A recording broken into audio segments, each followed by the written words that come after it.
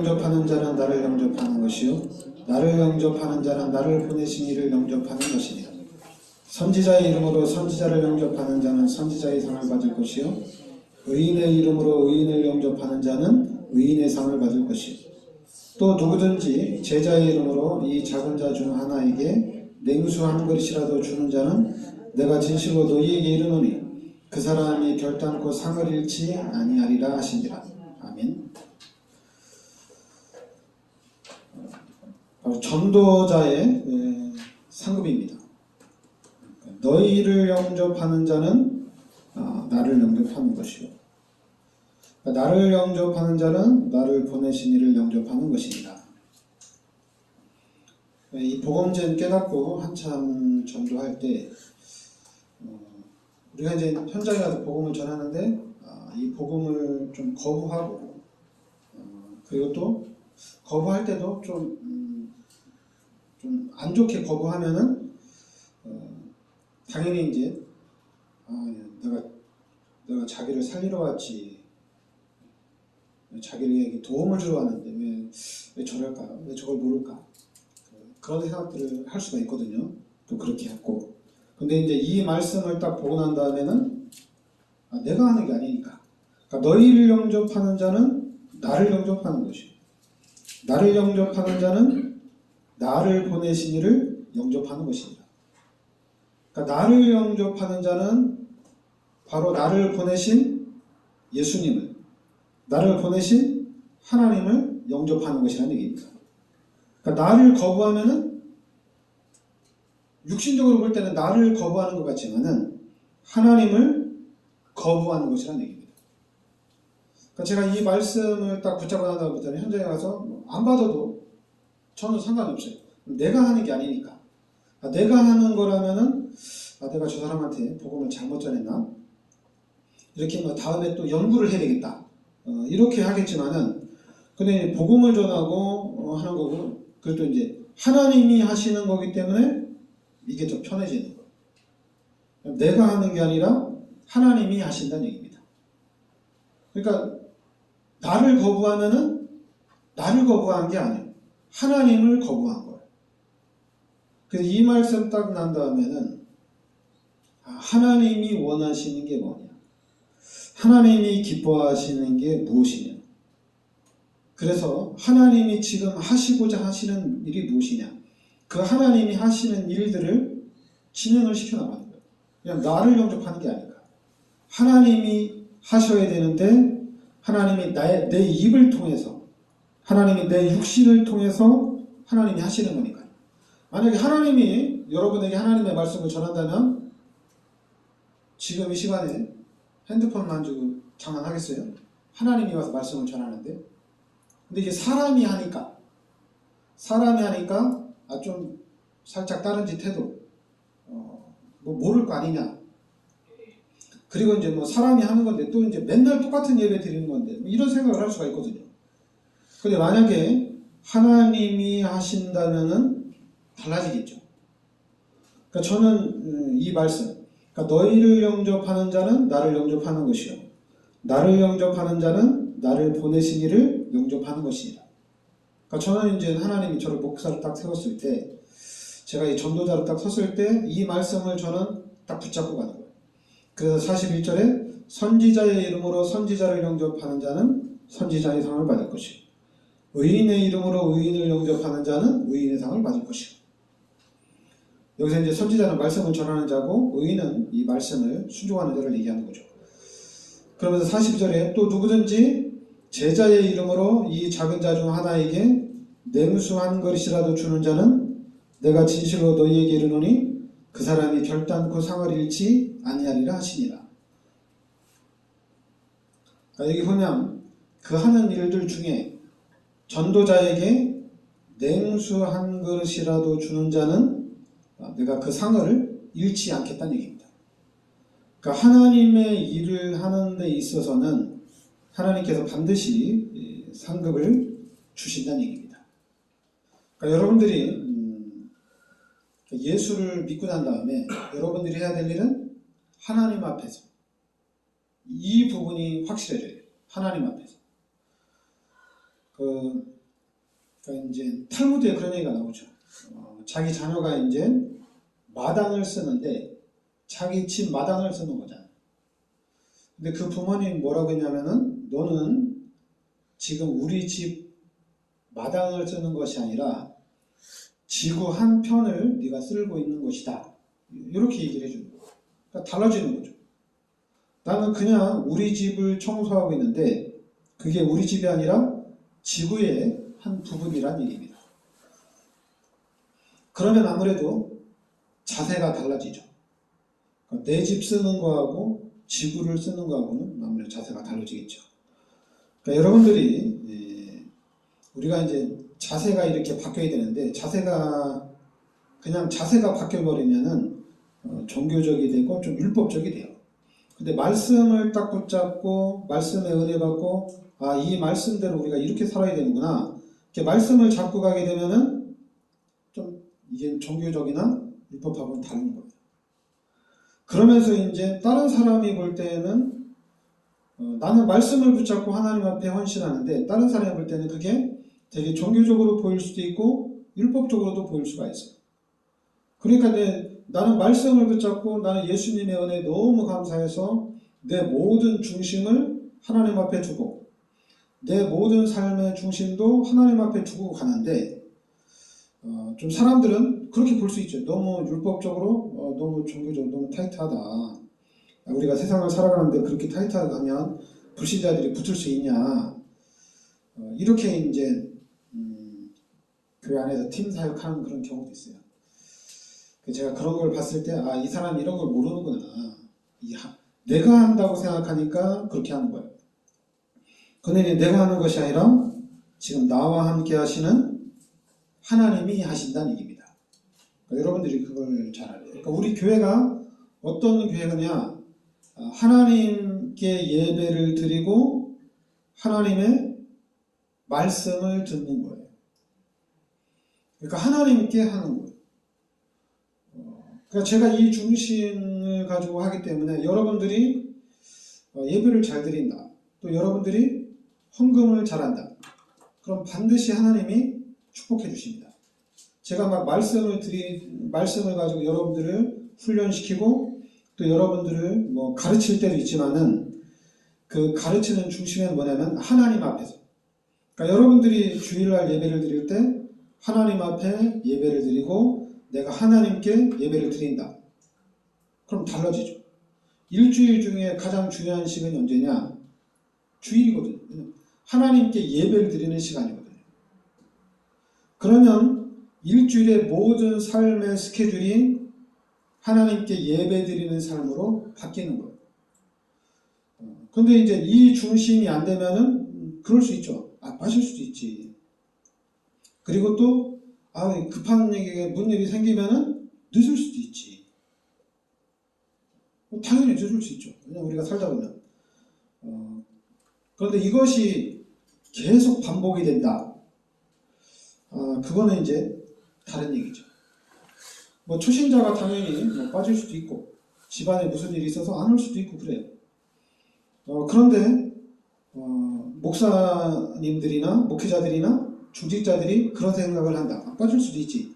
이런 생각을 한다는 것은 좀 다른 거예요. 이제 천재지변이 일어난다. 눈이 너무 많이 와서 못 온다. 그런 건 다 이해를 하죠. 근데 그런 게 아닌데 어떤 삶 속에서 자꾸만 사건이 터지고 문제가 터진다. 그거는 좀 다르게 생각을 해봐야 돼요. 그래서 여러분들이 그림을 제가 왜 이 그림을 계속 그리냐면은 이게 지금 이게 가장 중요한 거예요. 창세기 1장 27절 28절 이게 가장 중요한 메시지입니다. 원래 인간은 하나님과 함께 살도록 창조가 됐다는 얘기입니다. 이게 가장 중요한 거예요. 이게 원래 인간이에요. 근데 우리 인간이 창세기 2장 17절에 이 선악과 열매를 따먹는 죄를 짓게 된 겁니다. 그래서 이 죄로 인해서 하나님이 떠난 거예요. 이게 가장 큰 사건입니다. 사람에게 최고의 사건, 인간에게 최악의 사건이 뭐냐면 우리 인간이 하나님 앞에 죄를 짓고 하나님이 떠난 거예요. 그러니까 하나님이 떠난 그 자리에 누가 들어왔느냐? 요한복음 8장 44절에 마귀가 들어온 거예요. 그리고 로마서 3장 23절에 모든 사람이 죄 가운데 빠진 거예요. 그러니까 모든 사람이 죄 가운데 빠지고 마귀의 자녀가 된 거예요. 그래서 마귀가 시키는 대로 거짓말하고 마귀가 시키는 대로 살인자가 되는 거예요. 그러니까 이번에 여러분 계엄을 선포할 때 다 잡아가라고 그랬잖아요. 총을 쏴서라도 칼을 쏘서라도 일을 해결하라고 그랬잖아요. 이게 뭐냐면은 살인자, 거짓말쟁이, 분명히 본인이 한 거예요. 그런데 안 했대요. 안 했대요. 했는데 안 했대요. 그것도 증거를 통해서 한 게 드러났잖아요. 그죠? 잘못한 거잖아요. 근데 안 했대. 난 안 했대. 그게 그런 습성이 어디서 나오냐? 다른 사람은 죽어도 상관없어. 세월호 때도 그렇고 이태원 때도 그렇고 별 신경 안 했어요. 죽는 거는 이태원에 그렇게 사람이 많이 죽었는데 이 사람 죽는 게 중요한 게 아니라 마약 사범들을 잡아서 자기의 어떤 그런 성과를 내는 게 중요한 거예요. 이게 말이 돼요. 아니 이 마약을 가지고 있는 이 사람들을 다 소탕하기 위해서 이태원에서 그렇게 젊은 사람들이 100명이 넘게 죽어도 괜찮다. 말이 안 되죠. 그게 왜 그러냐? 이게 바로 살인자입니다. 마귀의 종로로 타니까 그렇게 되는 거예요. 마귀의 종으로 타니까 그런 현상이 나타나는 겁니다. 그럼 원래는 뭐냐? 원래는 아니었어요. 원래는 아니었는데 죄를 짓고 하나님이 떠나면서 마귀가 들어오면서 우리 인간을 그렇게 만든 거예요. 이 부분을 알아야 돼요. 마귀가 그렇게 만든 겁니다.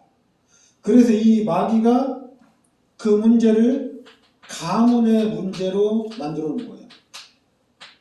가문의 문제로. 그래서 그 가문을 타고 그 문제가 계속 나가고 심지어는 그 지역의 문제로 만들어 놓고 나가서는 한 나라를 이 마귀가 이렇게 만들어 놨다는 얘기입니다. 그러니까 이런 부분들을 영적인 부분들을 여러분들이 잘 알아야 돼요. 그 영적인 부분들을 알고 나는 이제 구원받은 하나님의 자녀고 나는 이제 하나님이 함께하니까 이 귀신이 우리 인간을 계속적으로 공격하고 있구나. 이 귀신을 때려잡아야 되겠다. 그래서 먼저 우리가 예수 그리스도의 이름으로 이 마귀를 때려잡아야 돼요. 예수 그리스도의 이름으로 귀신을 쫓아내야 돼요. 귀신을 잡고 난 다음에 이제 말하는 거예요. 계속 말해요. 예수 그리스도의 이름으로 귀신을 물리치고 난 다음에 싸우는 거예요. 그래야지 진정한 싸움이 됩니다. 여러분, 우리 기독교인들이 예수 그리스도의 이름으로 귀신을 결박하지 않고 싸우면 어떤 현상이 나타나는 줄 알아요? 죽여봐. 그냥 죽여봐. 막 그래. 칼 들이면 죽여봐. 막 이래. 한마디로 그냥 귀신에게 붙잡혀가지고 귀신 역사하는데 죽겠다 이거야. 죽이라 이거야. 그러니까.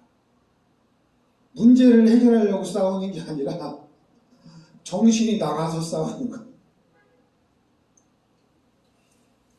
정신이 나간 거예요.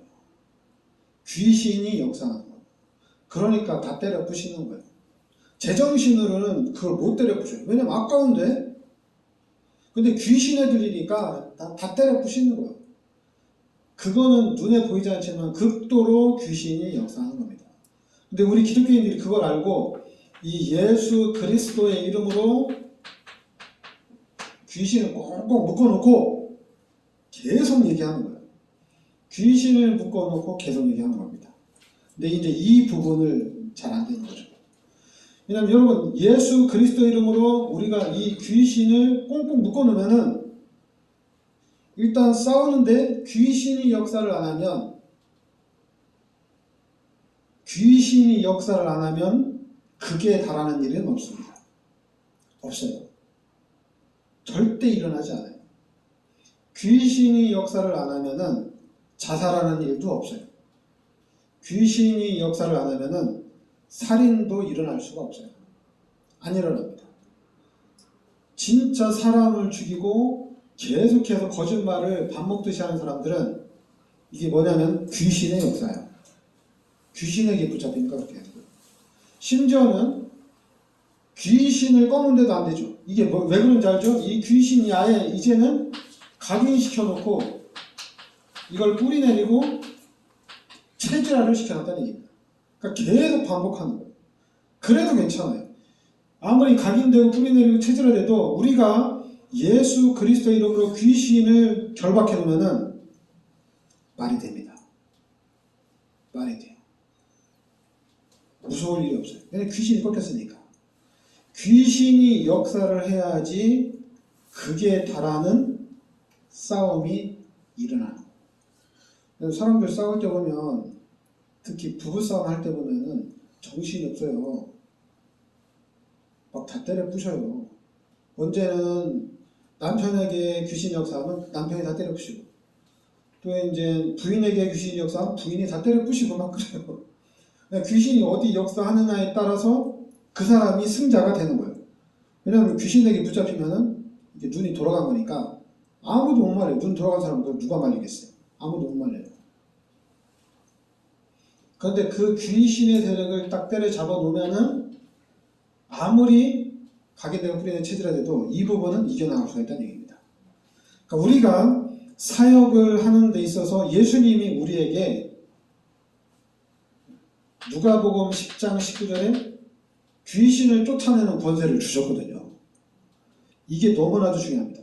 오늘 마태복음 우리 10장 1절에도 보면은 예수께서 그 12제자를 부르사 더러운 귀신을 쫓아내며 모든 병과 모든 약한 것을 고치는 권능을 주시니라. 그러니까 예수님이 제자들을 보내면서 귀신을 쫓아내는 권능을 주셨죠. 그리고 8절에도 보면 병든 자를 고치며 죽은 자를 살리며 나병한 자를 깨끗하게 하며 귀신을 쫓아내되 너희가 거저받았으니 거저주라. 그러니까 귀신을 쫓아내라는 거예요. 귀신을. 그러니까 우리가 먼저 사역을 하기 전에 귀신을 쫓아내는 게 되게 중요합니다. 그리고 또 우리가 사역을 하는 중에도 우리가 삶을 살아가는 중에서도 계속해서 귀신을 쫓아내야 돼요. 그렇지 않으면은 내가 귀신 쫓아냈는데 왜 또 귀신 들리지? 이런 현상이 나타날 수 있어요. 우리는 항상 귀신이 항상 공격한다는 것을 알고 있어야 돼요. 틈만 주면은 귀신이 계속 공격합니다. 그러니까 예수 그리스도 이름으로 우리는 깨워서 계속 귀신을 내쫓아야 돼요. 그래서 우리 교회가 여러분과 제가 기도해서 이 여주의 역사하는 귀신을 다 쫓아내야 돼요. 그러니까 우리가 귀신 다 쫓아내면 귀신 어디로 가겠어요? 가장 가까운 이천으로 가겠죠. 이천 사람은 망하는 거. 귀신이 다 걸리니까. 가장 가까운데 이천으로 갈 거예요.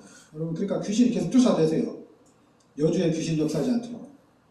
이천으로 계속 보내세요. 그러면은 이천에서 자살도 일어나고 이천에서 막 사건도 터지고 그러는 거야. 살인사건도 막 일어나고. 그게 달하는 사건들이 계속 일어나는 겁니다. 그럼 또 우리 이천에 있는 복음 가진 사람들이 이천에 있는 귀신을 쫓아내면 어떻게 됐어요? 여기 여주로 오려고 하는데 여주에서 우리가 내쫓으니까 못 올 거 아니에요. 그러면 또 가까운 뭐 광주로 가든지 멀리 안 갑니다. 광주로 가겠죠. 그래서 복음 가진 사람이 이 영적 비밀을 알고 있는 사람들이 계속해서 영적 싸움하고 있으면은 귀신이 발붙일 데가 없어요. 그럼 귀신이 떠나가는 거예요. 그럼 여러분, 귀신이 떠나가면은 어떻게 됩니까? 귀신의 목적은 우리 인간을 멸망시키는 겁니다. 우리 인간을 서로 죽이고 그리고 거짓 것으로 따라가게 하는 게 이 귀신의 목적이에요. 그러니까 우리 인간을 비참하게 살게 하는 것이 귀신의 목적입니다. 그러니까 여러분, 그러니까 아프리카에서 막 이렇게 전쟁이 일어나고 또 이제 아프리카에서 내전이 일어나면서 이게 어떤 현상이 나타나면은 자꾸만 또 그 현장에서 애기들을, 초등학생들을 또 막 파는 일들이 일어나는 거예요. 파는 일들이. 그게 비참한 거죠. 사람이 사람을 팔아요. 그런 현장에서. 그러니까 하나님의 형상대로 창조된 인간이 하나님의 축복을 누려야 되는데 이 하나님의 형상대로 창조된 인간이 사람이 사람을 노예로 부리고 사람이 사람을 팔아서 이득을 취하고 이런 일들이 일어나요. 하나님 보실 때 가장 싫어하는 일들이에요. 너무 안타까워요. 거기다 이 사탄이 만들어 놓은 우상이나 종교에 빠져가지고 또 엉뚱한 데다 또 헌신하고 있고 이게 하나님 가장 싫어하는 것들이에요. 그러니까 여러분 구원받은 하나님의 자녀들은 원래 인간은 아무 문제가 없습니다. 그런데 이 원죄 때문에 이런 문제들이 일어난 겁니다. 그런데 이 문제를 그럼 누가 해결하느냐? 아무도 해결 못해요. 그리스도만이 이 문제를 해결할 수가 있습니다. 그런데 이 그리스도가 누구냐 이거예요. 이 그리스도가 바로 지금 성경에서 말하고 있는 우리 기독교에서 말하고 있는 예수가 그리스도라는 얘기입니다. 성경에서 말하고 있고 우리 기독교에서 말하고 있는 이 예수가 바로 그리스도라는 얘기입니다. 그러니까 예수님만이 우리의 모든 죄 문제를 해결할 수 있고 이 예수님만이 마귀의 문제도 해결하고 이 예수님만이 하나님을 만날 수 있는 참 길이란 얘기예요. 다른 길은 없다는 얘기입니다. 그러니까 여러분 우리는 예수를 믿는 것 자체만으로도 우리는 엄청난 축복 속에 들어와 있는 거예요. 그러니까 예수 믿으니까. 근데 이걸 모르니까 어떻게 돼요? 예수 믿어도 안 되네. 교회 가도 안 되네. 다른 종교를 가볼까? 예수 믿어도 질병이 치유가 안 되네. 그러니까 뭐 무당 불러다 구슬 좀 해볼까? 이래요 기독교인들이. 희한하죠, 그죠? 귀신은 수많은 종교는 우리 인간을 멸망시키는 건데 그런데 이 예수님은 어떻게든지 우리 인간을 축복하는 분이거든요. 우리 인간을 이 땅에서 우리 인간을 통해서 구원받은 하나님의 자녀들을 통해서 하나님의 영광을 나타낸다는 얘기입니다. 이게 예수님의 목적이에요. 그럼 우리는 그 예수님의 목적을 알고 그 예수님의 은혜 속으로 여러분들이 계속해서 들어가면 돼요. 근데 자꾸만 그러니까 이 사단의 목적이죠. 자꾸만 우리를 불신앙하게 돼요. 불신앙은 누가 하게 합니까? 목사가 불신앙하고 기독교인들이 불신앙한다는 얘기예요. 목회자들이 메시지 하면서 그렇게 하면 하나님의 축복 못 받지. 그렇게 해가지고 어떻게 세계복음하냐. 목회자들이 불신앙하잖아요. 그리고 기독교인들이 그러잖아요. 예수 믿는데 왜 문제가 해결이 안 되냐. 예수 믿는데 왜 더 어려워지냐. 그건 불신앙이에요. 우리는 예수를 믿으면 우리는 반드시 성공을 합니다. 여러분, 요 임마누엘 이거를 철저히 여러분들이 하셔야 돼요. 하나님 지금 나와 함께 하신다. 그럼 하나님이 함께 하시면은 그러니까 여러분들 인간적으로 생각해야 돼요. 여러분에게 부모에게 돈이 많으면 자녀들은 편합니다. 부모가 성공을 하면은 그 부모의 성공 때문에 자녀들은 그 성공의 그늘 아래서 편한 거예요. 편한 거예요. 그 성공한 것을 가지기 위해서 부모가 자기 자식을 너 한번 거지처럼 살아봐라. 재밌어요. 왜냐면 훈련이기 때문에 즐거워요. 거지처럼 살아. 근데 거지한테 거지처럼 살아라고 하면 이거 비참한 거죠. 근데 부자는 상관없어요. 거지처럼 살아봐. 아, 내가 좀 훈련을 받고 내가 좀 뭔가 나 자신이 좀 더 바르게 세워지기 위해서 훈련이 좀 필요하다. 그냥 거지처럼 내가 한 달 동안 살아봐야 되겠다. 재밌어요. 그리고 거지처럼 살면서 또 얻는 것도 많고 교훈도 많이 받는 거예요. 그러나 거지한테 또 거지처럼 살아라고 하면은 상처 위에 상처를 받고 시험 위에 시험을 받게 돼요. 마찬가지 우리 기독교인들이 여러분 하나님이 나와 함께 하신다면은 아무것도 문제가 안 돼요. 거지처럼 살아봐라. 아, 그럼 하나님의 계획이 있나 보다. 내가 이 속에서 하나님의 계획을 찾아야 되겠다. 문제가 계속된다. 그러면은 이 문제가 왜 계속되는지 내가 이 문제 속에서 답을 찾아야겠다. 답을 찾아가지고 온단 말이에요. 근데 이 임마누엘을 잘 모르면은 어떻게 됩니까? 종교 생활을 하게 되면은 힘들어져요. 왜 안 되지? 예수 믿는데 왜 안 되지? 나 그리스도 붙잡았는데 왜 안 되지? 기도하는데 왜 응답이 없지? 정말 하나님 앞에 헌신 많이 하는데 왜 이러지? 그거는 종교생활이에요. 임마누엘은 달라요. 임마누엘은 어떻게든지 싸워서 이겨나가는 겁니다. 그러니까 여러분들이 하나님이 지금 나와 함께 하신다. 이 임마누엘을 철저히 누려야 돼요.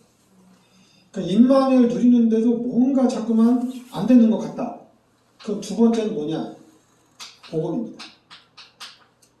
여러분들이 복음 속으로 들어가야 돼요. 복음은 뭐냐? 복음은 다른 거 아닙니다. 마태복음 16장 16절에 예수는 그리스도입니다. 이게 복음이에요.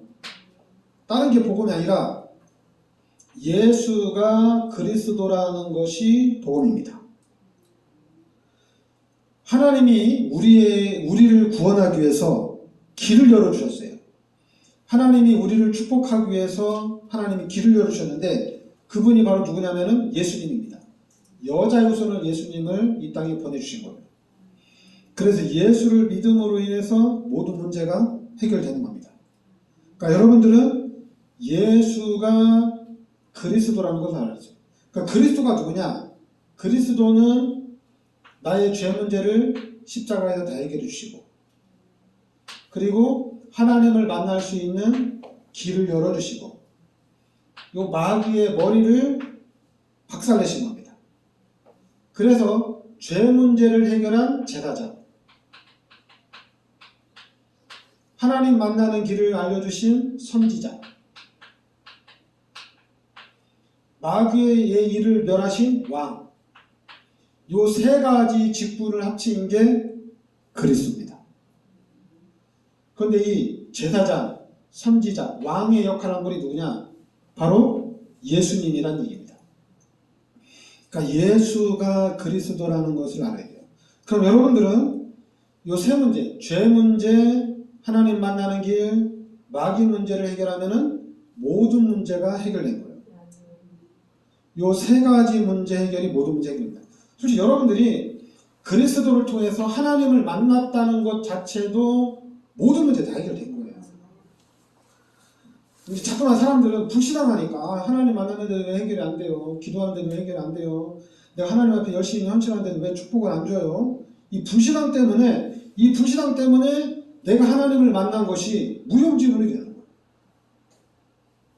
거예요. 하나님이 나와 함께 하시는데도 이 불신앙 때문에 그 하나님의 능력이 무용지물이 돼요. 여러분들이 하나님의 자녀가 되고 여러분들이 예수 그리스도를 영접했으면 그 자체로 여러분 삶 속에 이 하나님의 능력이 계속해서 나타나는 거예요. 그런데 자꾸만 하나님의 능력이 안 나타나요. 막 이래요. 누가 그러겠어요? 교회를 오래 다닌 중직자들, 그리고 앞에서 목회를 하는 목회자들이 그러는 거예요. 초신자들은 몰라요. 그러니까 여러분과 제가 분명히 하나님은 지금도 능력으로 우리 삶 속에 역사하고 있습니다. 왜 역사하느냐? 여러분들을 통해서 하나님이 사도행전 1장 8절에 세계 복음화를 해야 되기 때문에 하나님이 계속해서 역사를 하신다는 얘기예요. 그러니까 여러분, 우리는 뭐 교회 다녀도 안 되고 기도해도 안 되고 예수 믿어도 안 되고 이걸 우리는 바꿔야 돼요. 예수 믿으니까 잘 된다. 교회 다니니까 더 잘 된다. 기도하니까 더 잘 된다. 이건 실제예요. 특히 우리 교회는 그래요. 우리 교회는 여러분들이 진짜 교회만 잘 다녀도 하나님의 축복받습니다. 그런데 여러분들이 조금이나마 헌신한다. 그럼 하나님 더 축복받아요. 왜냐하면 우리 교회는 그런 교회니까. 진짜 우리 교회는 종교 생활하는 교회가 아니란 얘기예요. 하나님이 살아서 역사하는 교회. 하나님께 예배하고 하나님께 찬양하고 하나님께 기도하는 교회. 그러니까 제가 여러분들을 가르칠 필요 없어요. 성경을 가지고 11조를 가르칠 필요가 없어요.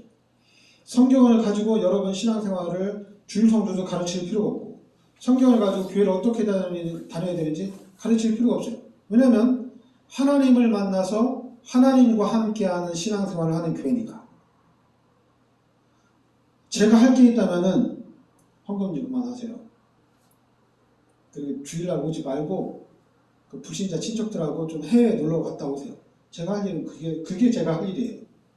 그런데 제가 그 얘기를 안 한다는 얘기는 여러분들이 알아서 반대를 하고 있더니 여러분이 알아서 교회도 빠지고 여러분이 알아서 헌금도 여러분들이 알아서 하고 여러분들이 밥도 안 먹고 여러분들이 쓸 것도 안 쓰고 막 헌금을 많이 하니까 내가 전화해서 집사님 헌금 그만하고 옷 좀 사 입어. 아니면 여러분이 헌금을 너무 많이 하니까 내가 헌금을 다시 갖다 주면서 옷 좀 사 입으세요.